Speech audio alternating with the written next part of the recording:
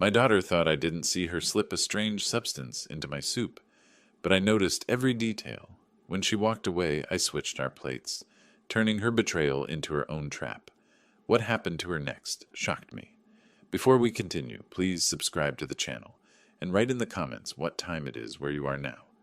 The pain hit like a sledgehammer to my gut, forcing me to my knees on the cold kitchen tiles. My hands clutched my stomach, fingers digging into flesh, as if I could somehow squeeze the agony out. Sweat beaded on my forehead despite the evening chill seeping through the windows. "Dad!" Teresa's voice cut through my gasping. "What's happening?" I tried to speak, but only managed a strangled groan. The pain twisted deeper, like something alive was clawing its way through my intestines. My vision blurred as I struggled to focus on my daughter's face hovering above me. "Something's wrong," I finally managed to rasp. "Feels like my stomach's tearing apart from the inside." Teresa dropped to her knees beside me, her hands fluttering over my shoulders. "You look terrible, Dad. Your face is gray." Her voice carried that familiar note of concern, but something else lurked beneath it, an eagerness that made my skin crawl despite the pain. She pressed her palm against my forehead with practiced efficiency. "You're burning up. When did this start?" "About an hour ago." I leaned against the kitchen counter for support, trying to pull myself upright. "Right after lunch." "That sandwich I made you?" Her eyes widened with what looked like genuine worry. "Maybe the turkey was bad. I should have checked the expiration date." The refrigerator hummed its steady rhythm, while the grandfather clock in the hallway marked each second with mechanical precision. Everything felt too loud, too sharp against the backdrop of my suffering. I studied Teresa's face as she helped me stand, searching for something I couldn't quite name. "Let me make you some light soup tonight," she said, her smile stretching too wide across her features. "Something gentle for your stomach." "Thank you, sweetheart." The words came automatically, trained by decades of fatherhood. "You always take care of me?" "Of course, Dad." That strange smile never wavered. "It's the least I can do." Her eyes didn't match her expression, too bright, too calculating. The same look she'd worn as a teenager when she'd broken curfew and tried to convince me she'd been at the library. But I was too weak to analyze it properly, too grateful for her help to question the growing unease in my chest. The evening light filtered through the kitchen window, casting long shadows across the linoleum. Family photos lined the walls: Teresa's graduation, my wedding day, Christmas mornings from years past. All those memories felt distant now, separated from this moment by an invisible barrier I couldn't understand. "I think I need to lie down," I said, one hand still pressed against my abdomen. "Good idea." Teresa's voice pitched higher than normal. "Rest while I prepare something special for dinner. You'll feel better after you eat." I nodded, not trusting myself to speak. Each breath required conscious effort, and the simple act of standing upright demanded all my concentration. But as I turned toward the stairs, I caught a glimpse of Teresa's reflection in the window glass. Her smile had vanished the moment she thought I wasn't looking, replaced by something cold and determined. My military training whispered warnings I couldn't yet decipher. After 30 years in the Army, I'd learned to trust my instincts about people, and right now every instinct screamed danger. But this was my daughter, the little girl who used to climb into my lap during thunderstorms. I gripped the banister, each step up to my bedroom feeling like a mountain to climb, while Teresa's voice echoed behind me with promises of care. I collapsed onto the edge of my bed, the mattress creaking under my weight.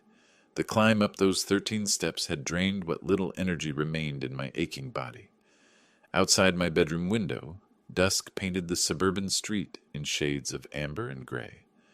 My gaze fell on the nightstand where Margaret's photograph smiled back at me. 10 years since cancer took her, and I still reached for her perfume bottle during moments like these. The glass felt smooth and cold against my fingertips, a tangible connection to better times.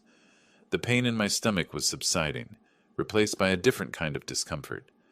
Something about Teresa's behavior downstairs nagged at me, triggering memories I'd tried to bury.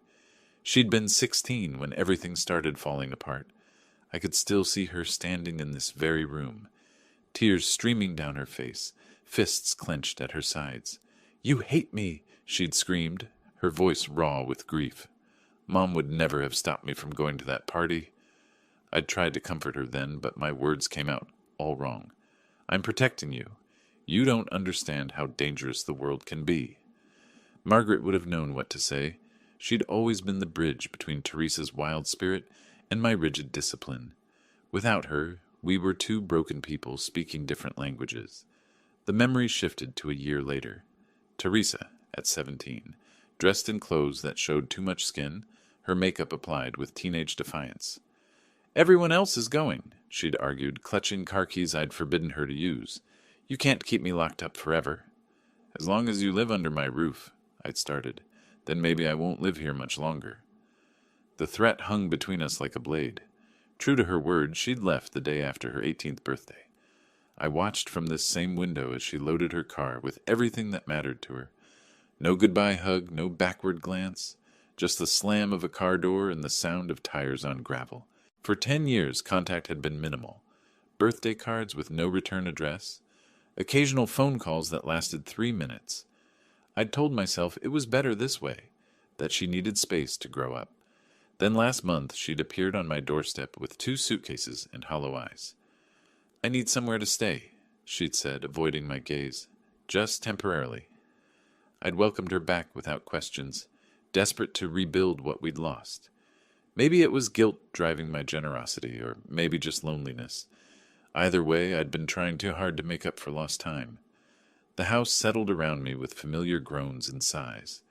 Downstairs, I could hear Teresa moving around the kitchen, opening cabinets and running water. The sounds should have been comforting, evidence of life in a home that had been too quiet for too long. Instead, they filled me with dread. I massaged my temples, trying to dispel the growing certainty that something was terribly wrong. The stomach pain had been sudden and severe, unlike anything I'd experienced before. And Teresa's reaction? My phone buzzed on the nightstand, a text message from an unknown number. "Checking on you. Hope you're feeling better." Teresa was downstairs. Why would she text instead of simply calling up? I stared at the message, confusion mixing with the remnants of physical discomfort. Another sound from the kitchen, something glass hitting the floor, then silence. "Everything okay down there?" I called out. "Fine, Dad." Her voice carried a forced cheerfulness. "Just dropped a spoon." But I'd heard glass, not metal. I touched my wedding ring, seeking comfort in its familiar weight. Margaret used to say I worried too much, that my suspicious nature came from too many years dealing with military intelligence. Maybe she was right. Maybe I was seeing threats where none existed. But as I lay there listening to my daughter's movements below, I couldn't shake the feeling that the real Teresa, my Teresa, had never actually come home. Teresa's voice drifted up from the kitchen, pulling me from the past back to an uncertain present. I forced myself off the bed and headed toward the stairs, Teresa's voice growing clearer with each step downward. The wooden banister felt solid under my palm, grounding me as I descended into whatever waited below. "Dad, soup's ready. Come down." "I'm coming, sweetheart." The kitchen glowed with warm overhead lighting, and the aroma of chicken broth filled the air. I paused at the doorway, taking in the scene before me. Teresa stood with her back to me, hunched over the counter near the stove. Her shoulders moved in quick, deliberate motions. 2 white bowls sat side by side on the granite countertop. Steam rose from both, but something about Teresa's posture sent alarm bells ringing through my military-trained mind. She was stirring one bowl with intense concentration, her movements sharp and urgent. I watched as she reached for something, a small glass vial, barely larger than my thumb. With practiced efficiency, she tipped white powder into the left bowl, stirring rapidly to dissolve whatever she'd added. The motion was quick, professional, like she'd rehearsed it. My breath caught in my throat. Time seemed to slow as understanding crashed over me like ice water. My own daughter was poisoning my food. Every instinct screamed at me to confront her, to demand explanations, to grab her shoulders and shake sense into her. But 3 decades of tactical training overrode emotion. I remained frozen in the doorway, watching my child become a stranger. Teresa straightened, wiping her hands on a dish towel. She tucked the vial into her jeans pocket and turned halfway toward me. "Almost ready," she called, her voice artificially bright. "Just letting it cool a bit." I forced my feet to move, entering the kitchen as if I'd seen nothing. "Smells wonderful. You really took care of me. I made this specially for you." She gestured toward the bowls with a smile that never reached her eyes. "Should help with your stomach." The left bowl, the poisoned one, sat closest to where I usually ate, my regular spot at the small kitchen table. She knew my habits, had planned this down to the smallest detail. "I'll just grab some bread from the pantry," Teresa said, turning away from the counter. This was my chance. The moment she disappeared into the pantry, I moved with the speed and silence that had kept me alive in hostile territories. 3 quick steps to the counter, swap the bowls, step back to my original position. The entire exchange took less than 10 seconds. Teresa emerged with a loaf of whole wheat bread, still wearing that forced smile. "Perfect timing. Everything's ready." She carried both bowls to the table, placing the poisoned soup directly in front of her own chair. I watched as she settled across from me, completely unaware that her deadly plan had been reversed. "How does it taste?" she asked as I lifted the first spoonful to my lips. "Perfect. Just what I needed." The soup was actually quite good. She'd always been a decent cook when she put effort into it. Teresa took her first sip, and I studied her face for any sign of recognition. Nothing. She continued eating with apparent enjoyment, occasionally glancing at me with what looked like anticipation. Minutes passed in tense silence, broken only by the scrape of spoons against ceramic. I found myself watching every movement she made, waiting for the moment when realization would dawn. How long before the poison took effect? What had she used? "You seem better already," she observed, dabbing her lips with a napkin. "Color's coming back to your cheeks." "Yes, much better." I managed to keep my voice steady despite the chaos in my mind. "Thank you for taking such good care of me." The irony of those words felt like acid in my throat. My daughter, my own flesh and blood, had just tried to murder me, and she was sitting across from me, making small talk, while unknowingly consuming her own poison. "I should probably get some rest now," I said, pushing back from the table. "Let this settle." "Of course." Teresa stood as well, beginning to clear the dishes. "I'll clean up down here." I noticed she avoided looking directly at her own bowl, now nearly empty.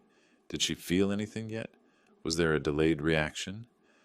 "Good night, sweetheart." "Good night, Dad." "Sweet dreams." The casual endearment felt like a knife between my ribs. I climbed the stairs again, but this time my legs shook, not from illness, but from the terrible knowledge of what my daughter had tried to do. The wooden stairs creaked beneath my weight as I climbed back to my bedroom, each step heavier than the last, carrying the terrible weight of what I'd witnessed. My hands trembled as I closed the door behind me, the simple act of turning the lock providing minimal comfort. Sleep was impossible. Every time I closed my eyes, I saw Teresa's hands adding that white powder to my soup.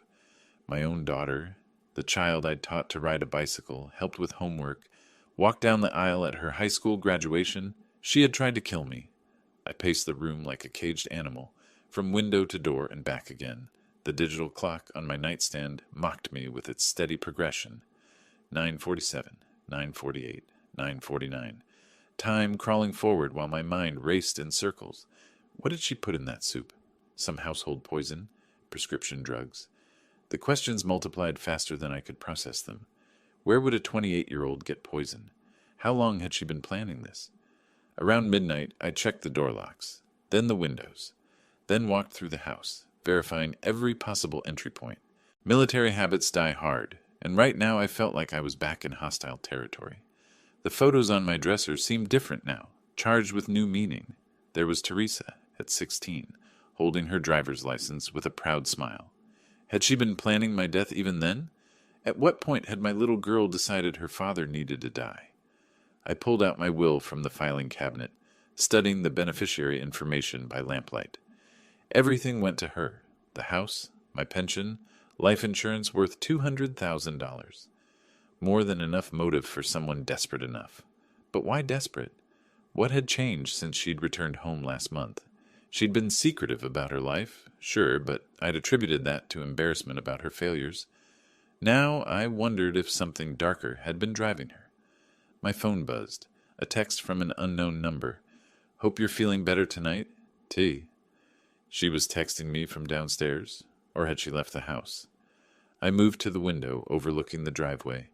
Her car sat empty in the pale moonlight, but light still glowed from the kitchen windows below. Another memory surfaced, teaching her to make soup when she was 12. Margaret had been in the hospital for tests, and Teresa wanted to surprise her mother with homemade chicken noodle soup when she came home. We'd stood in that same kitchen, me guiding her small hands as she stirred the pot. "The secret ingredient is love, Dad," she'd said with the earnest wisdom of childhood. Tonight, the secret ingredient had been poison. By 2 in the morning, my rage had crystallized into something colder, more calculating. This wasn't just betrayal. It was attempted murder. My military training kicked in, the same analytical mindset that had kept me alive in Afghanistan. Assess the threat. Gather intelligence. Plan the response. Tomorrow would bring answers. Tomorrow, I would confront her with what I knew and watch her reaction. If she tried to deny it, I had evidence. If she tried to run, I'd be ready. The silence from downstairs had been complete for over an hour. Either she was asleep or pretending to be. I found myself listening for any sound. Footsteps, doors opening, the creak of floorboards. Nothing. My eyelids felt heavy, but I forced them open. No sleep tonight. Not while a would-be murderer lived under my roof. The first pale light crept through my curtains as I heard movement in the kitchen below. Teresa was awake. It was time for answers. I dressed slowly, each movement calculated, then made my way downstairs with the grim purpose of a man about to change everything. The morning light streaming through the windows felt harsh and unforgiving, perfect for what lay ahead. Teresa sat hunched over the kitchen table, still in yesterday's clothes, her face pale and drawn. Dark circles shadowed her eyes, and she clutched her stomach with both hands. When she looked up at me, I saw genuine pain there, and confusion. "Dad," she whispered, her voice weak. "I feel terrible. My stomach is on fire. I think I have food poisoning." I poured myself coffee with steady hands, studying her over the rim of my mug. She looked genuinely ill, which meant the poison was working exactly as intended, just not on its intended target. "That's interesting," I said, settling into the chair across from her. "What exactly did you add to my soup last night?" The color drained from her already pale face. I don't know what you mean." "Don't you?" I leaned back, maintaining eye contact. "Think carefully, Teresa. What did you put in my food?" "Dad, you're scaring me." She tried to stand, but immediately sat back down, clutching her abdomen. "I just made soup. Regular soup. I saw everything." My voice carried the cold authority I'd used with subordinates in the army. "Every movement, every gesture when you poisoned my food." "You're paranoid." The words came out sharp, desperate. "You're imagining things. I would never—" "Then you won't mind that I switched our bowls while you got the bread." The statement hit her like a physical blow. Her mouth opened and closed soundlessly, her eyes wide with shock and dawning horror. You what?" she stammered. "That's impossible. I watched you add white powder to the left bowl. You served me the right one, thinking I'd get the poisoned soup. But while you were in the pantry, I made a simple adjustment." Teresa's hands flew to her throat, then back to her stomach.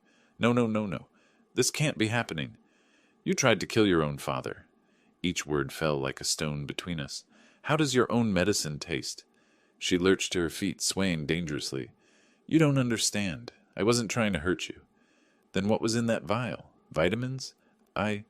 Tears streamed down her face now. "I needed the money, Dad. I'm in trouble, and I thought maybe if you just got sick enough to go to the hospital." "You thought you'd inherit faster?" The rage I'd held in check all night finally broke through. "You couldn't wait for me to die naturally, so you decided to speed things along." "It wasn't supposed to be fatal," she sobbed. "Just enough to make you weak, maybe have a heart attack. It would have looked natural." The casual way she discussed my murder chilled me more than outright hatred would have. This wasn't a crime of passion. It was calculated, planned, rehearsed. "Get out." My voice was quieter now, but infinitely more dangerous. "Get out of my house. Dad, please. Get out," I roared, standing so quickly my chair toppled backward. "You have 10 minutes to pack whatever you can carry, and then I never want to see you again." Teresa stumbled toward the door, then turned back with wild eyes. "You can't throw me out. I'm your daughter." "My daughter died the moment she put poison in my food." I pulled out my phone. 9 minutes now. "Unless you'd prefer I call the police instead?" She ran then, her footsteps thundering up the stairs.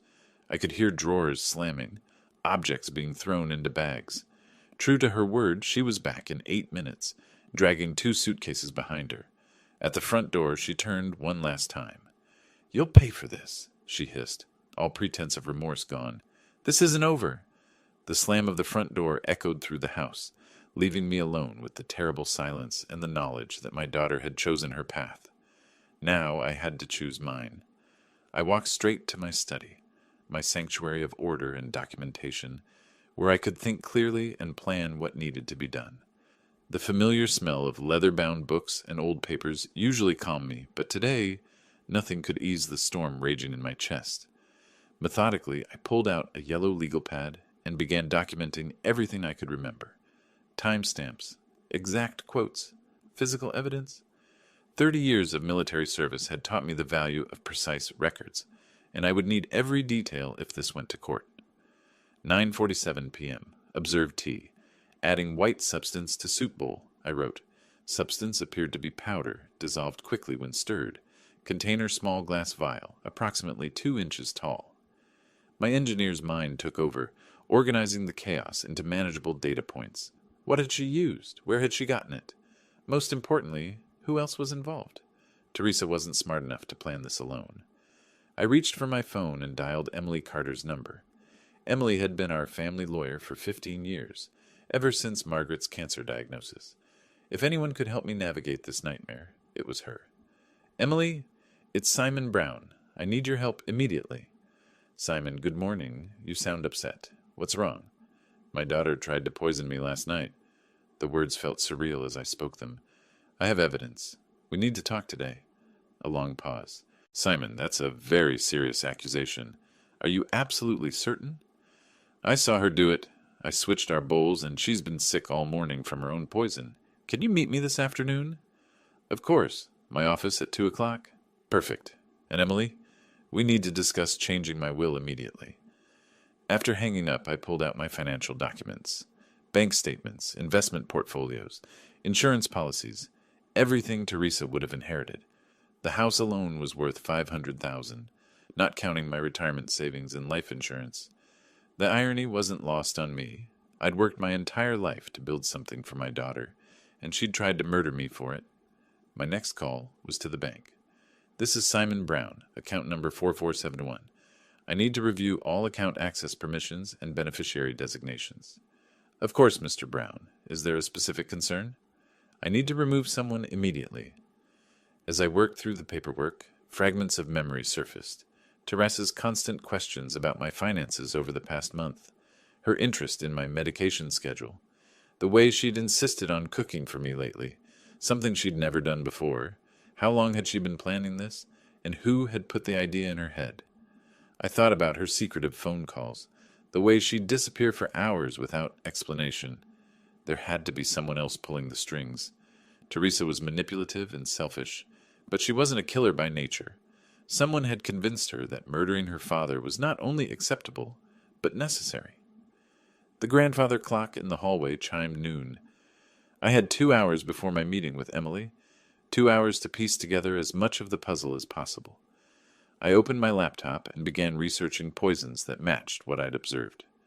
White powder, quick dissolution, delayed effects.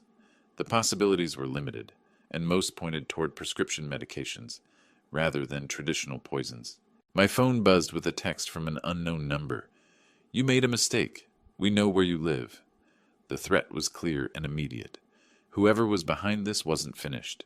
They knew about the failed poisoning, which meant Teresa had already contacted them. I screenshotted the message and added it to my growing file of evidence. Time to call in reinforcements. I dialed the non-emergency police line. "This is Simon Brown on Oak Street. I need to report a threat and possibly attempted poisoning. Can someone come take a statement?" "We can have an officer there within the hour, sir." I spent the remaining time securing the house. New locks on the doors, security system activated, curtains drawn. If they wanted to escalate this situation, I'd be ready. I closed the file drawer with a solid click, my plans now in motion. Outside, I heard the crunch of tires on gravel. Teresa was back, and this time she wouldn't be alone. The screech of brakes in my driveway snapped me from my documents. Through the window, I watched Teresa slam her car door with the force of someone ready for war. Her face was flushed with anger, and she moved with the jerky, aggressive steps of someone who'd been building rage for hours.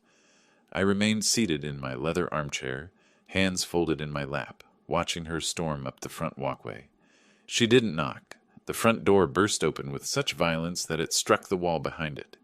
"You think you're so clever, don't you, old man?" she screamed, standing in my doorway like an avenging fury. "I think I'm alive," I replied calmly, "which apparently disappoints you."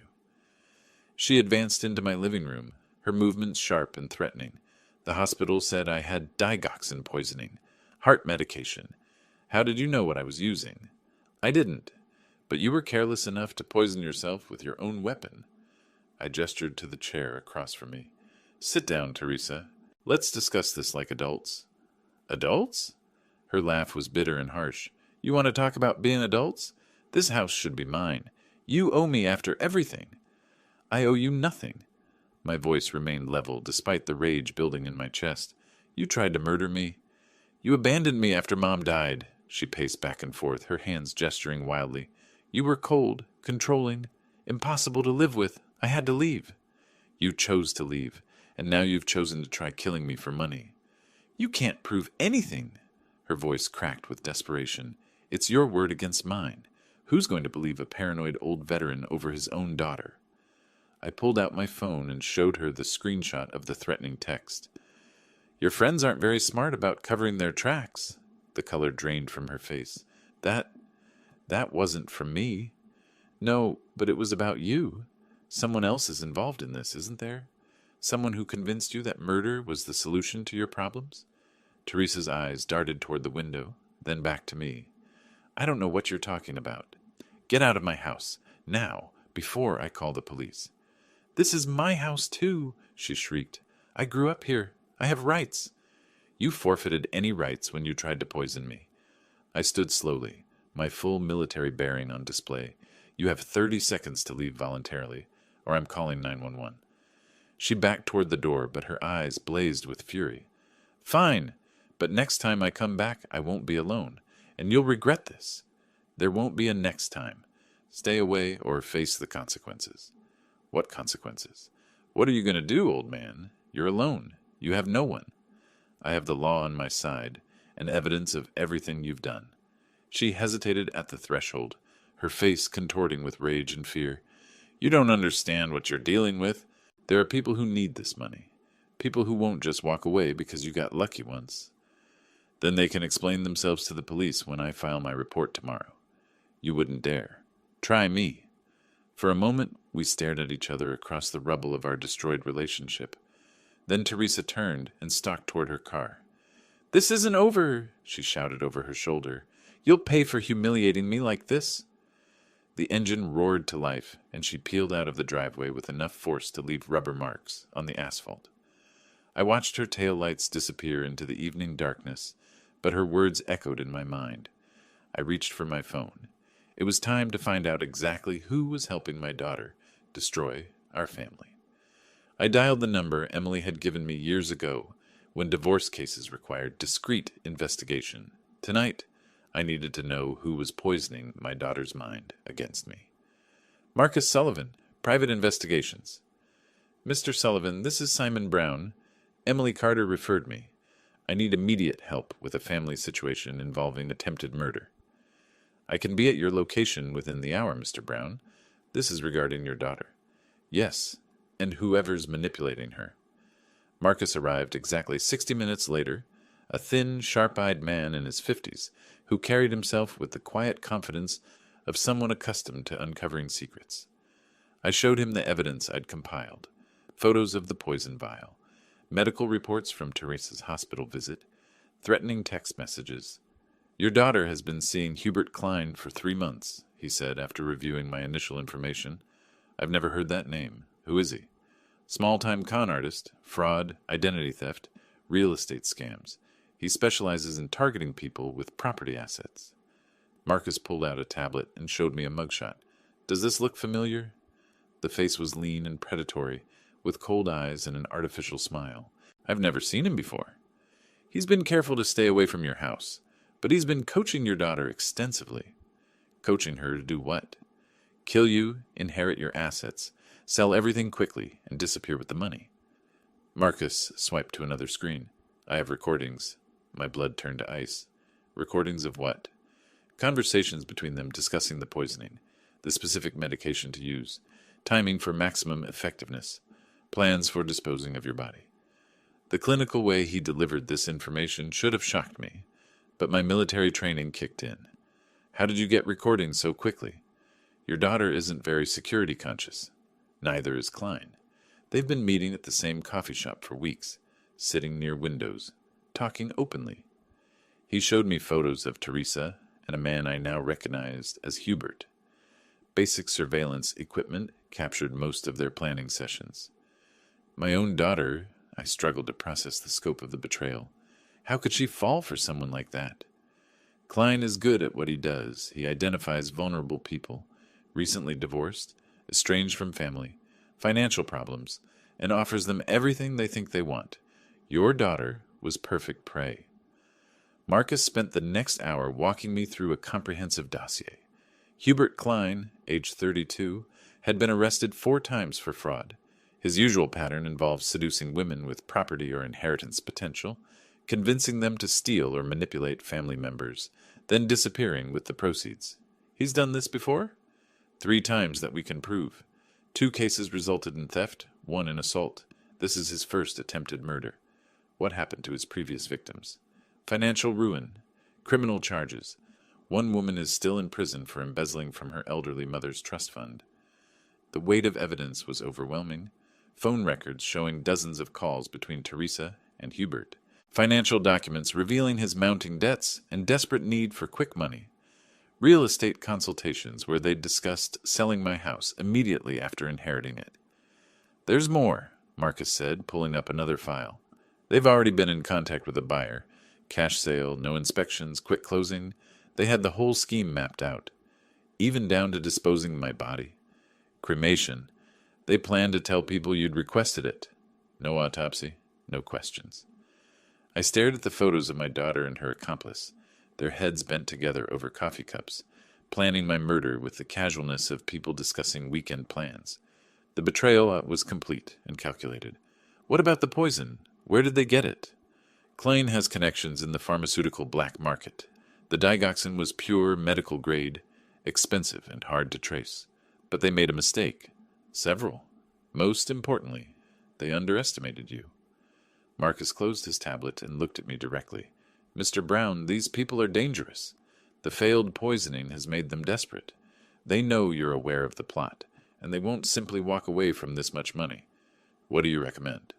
Police involvement, immediately. We have enough evidence for conspiracy to commit murder charges. And if they disappear before arrests can be made, then you remain in danger. Klein has a history of escalating when his schemes fail. I thought about Teresa's threats, her promise to return with help. How long before they try again? Days, not weeks, probably sooner. I closed the thick folder of evidence, my daughter's betrayal now documented in stark black and white. Tomorrow I would ensure she could never hurt anyone else the way she'd tried to hurt me. The downtown traffic couldn't slow my determination as I carried the evidence of my daughter's betrayal toward Emily's law office, ready to ensure justice would prevail. The manila folder felt heavier than its actual weight, loaded with proof of my child's attempt to murder me for money.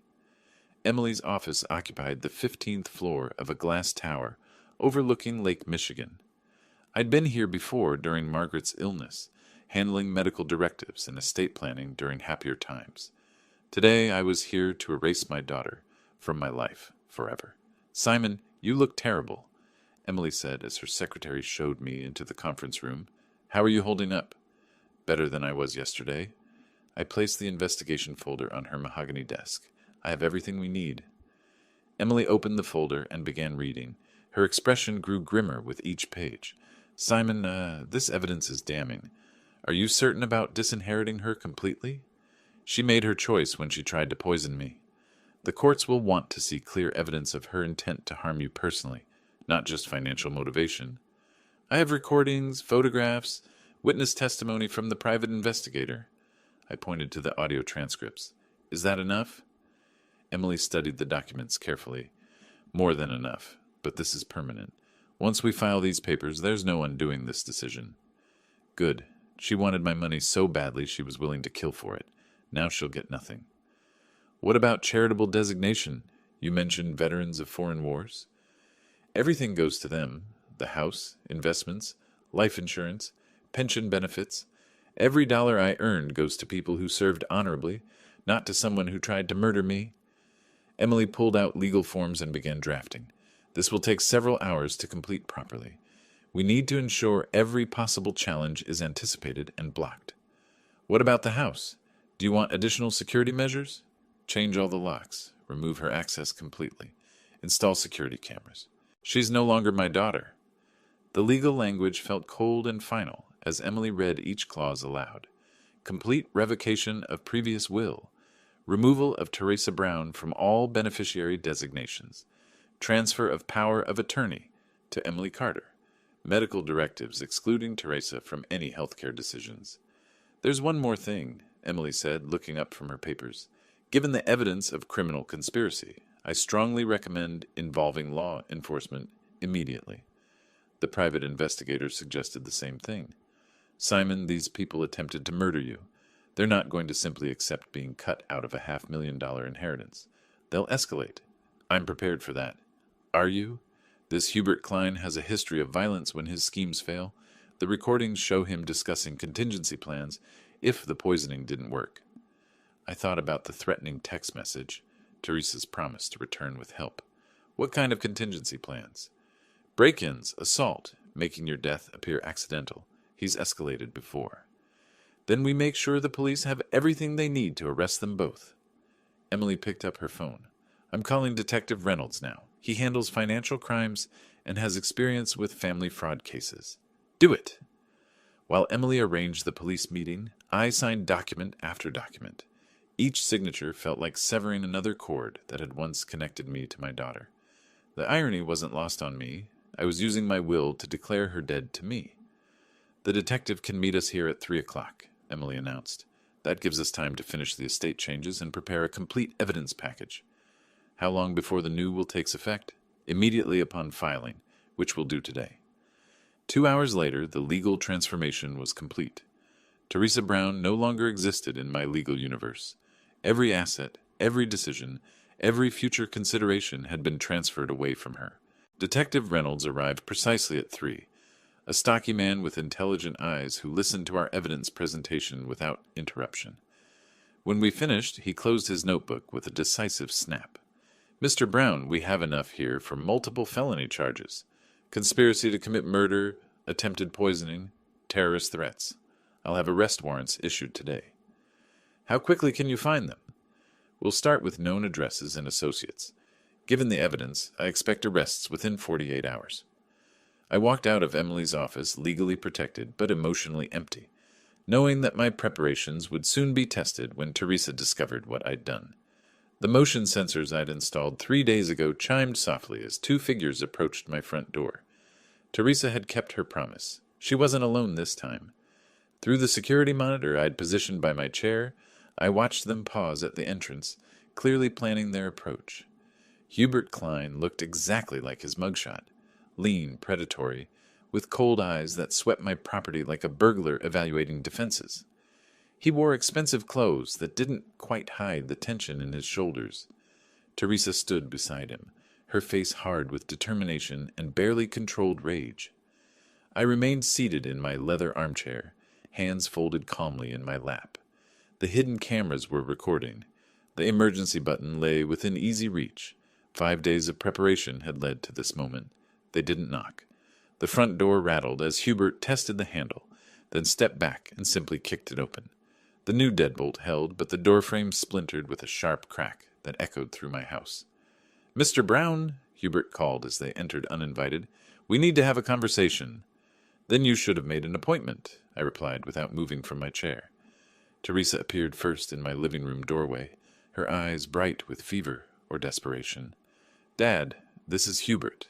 We're here to make this simple." Hubert followed, filling the doorframe with calculated menace. He carried a leather briefcase in one hand and projected the kind of casual confidence that came from intimidating easier targets. "Sign these papers," he said, setting the briefcase on my coffee table with deliberate force.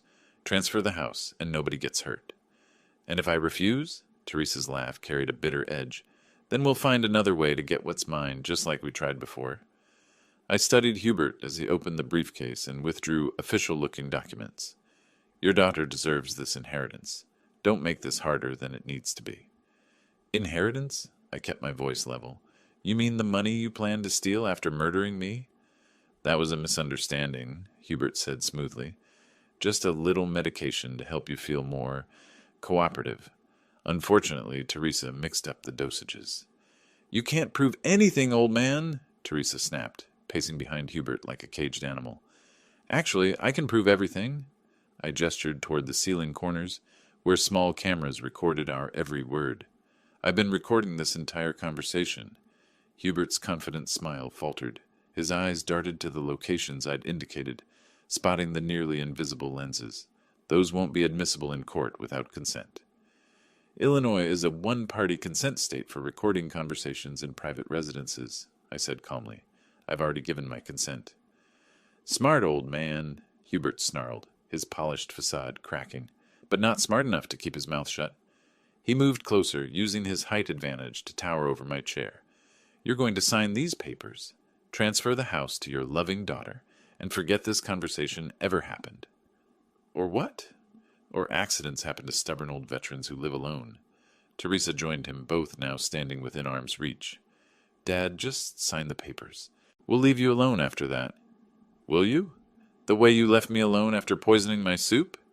"That wasn't poison," she protested. "It was just supposed to make you sick enough to need help."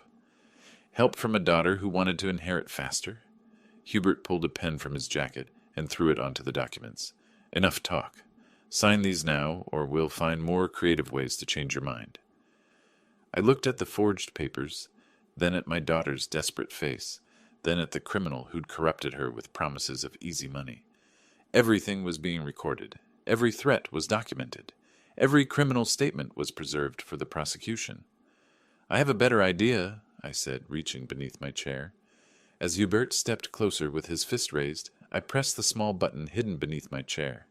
Help was already on the way. The wail of sirens cut through Hubert's threats like a sword through silence. His confident sneer faltered as red and blue lights began painting my living room walls through the curtained windows. Teresa's face went white as she recognized the sound of approaching justice. "You called the cops?" Hubert spun toward the window, his carefully maintained composure cracking completely. "When?" "5 minutes ago," I said calmly. "Silent alarm system. Very reliable." Teresa backed toward the hallway, panic overtaking her earlier bravado. "Dad, how could you call the police on your own daughter?" "You stopped being my daughter when you tried to poison me." Car doors slammed outside. Heavy footsteps approached the broken front door. Hubert looked around wildly, calculating escape routes, but I'd chosen my chair position carefully. The only way out was through the front entrance, now blocked by responding officers. "Chicago Police. Mr. Brown, are you all right?" "I'm fine, officers. The intruders are in the living room with me." Detective Reynolds appeared first, service weapon drawn but lowered, followed by 2 uniformed officers. His eyes took in the broken door, the scattered papers, and the 2 criminals caught in the act. "Mr. Brown, you reported threats and attempted extortion?" "Detective, I have video and audio recordings of everything that just happened." I gestured toward the hidden cameras, "including admission to the previous murder attempt." "This is harassment." Hubert stepped forward aggressively before stopping as all 3 officers focused on him. "We haven't done anything wrong." "Sir, we have recordings of you threatening this man in his own home," Detective Reynolds said firmly. "Please place your hands behind your back." "Dad, please," Teresa pleaded as the second officer moved toward her. "We can work this out. Family doesn't do this to family." "Family doesn't try to murder each other for money," I replied. "Detective, I also have evidence of a previous murder attempt and fraud conspiracy." Reynolds nodded as his partner began handcuffing Hubert. "We've been looking for both of you since yesterday. Outstanding warrants for conspiracy to commit murder." Teresa's legs buckled. She grabbed the doorframe for support as the reality of her situation crashed down. "Warrants? But Dad is fine. Ma'am, attempted murder is still a felony even when it fails. The third officer read them their Miranda rights, while Reynolds examined the forged documents Hubert had brought. The briefcase contained not just property transfer papers, but detailed financial information about my assets, evidence of extensive planning. Mr. Brown, these recordings will be crucial evidence, Reynolds said, carefully bagging the papers. How long have you been documenting their activities? Since the first poisoning attempt 6 days ago. I have video of tonight's break-in, audio of their confessions, and written threats they sent previously. Dad, you recorded us? Teresa's voice cracked as the officer guided her hands behind her back. Your own daughter? I recorded criminals confessing to attempted murder and planning future violence. Hubert tried one last manipulative gambit. Officer, this old man is clearly unstable. He's making up stories about his own family. Sir, we have independent evidence from a private investigation, Reynolds replied coldly. Your criminal record speaks for itself. As they were led toward the squad cars, Teresa turned back one final time. I'll never forgive you for this. I've already forgiven myself for protecting others from you, I said. The officers loaded them into separate vehicles, standard procedure to prevent conspiracy conversations. Through my window, I watched Hubert arguing angrily with his arresting officer while Teresa sat in stunned silence. Detective Reynolds stayed behind to secure the crime scene and take my formal statement. Mr. Brown, this level of evidence preparation is impressive. Military background? 30 years in the Army. I know how to prepare for hostile engagement. Well, your preparation just ended 2 criminal careers. They'll both be looking at significant prison time. As the squad cars pulled away with their lights flashing, I felt a strange emptiness settle over the house. The threat was gone, but so was the last connection to the family I'd once had. The red tail lights disappeared into the darkness, taking my daughter and her conspirator toward the justice they'd earned. I stood in my doorway, finally free to close this chapter forever. 3 weeks later, I sat in the witness chair of Cook County Courthouse. My testimony, the final nail in the coffin of my daughter's criminal conspiracy.